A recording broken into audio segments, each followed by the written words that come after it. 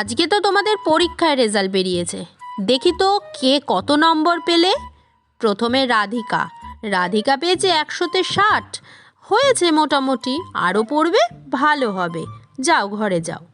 এবার নন্দলাল, দেখি তো তোমার কত হয়েছে। 100-তে 50। মোটেও ভালো হয়নি, অনেক বেশি করে পড়তে হবে। যাও ঘরে যাও। এবার মদনমোহন, দেখি তো মদনমোহন, 100-তে 90। তুমি তো এত ভালো পাওয়ার ছেলে নও, নিশ্চয়ই 9-এর পাশে শূন্য বসিয়েছ।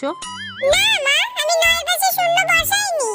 তুমি এভাবে মানবে না। চলো তোমাকে একটা ঘরে আটকে রাখি, আগে সত্যি কথা স্বীকার করো, তারপর তোমাকে এই ঘর থেকে আমি বের করে নিয়ে যাব।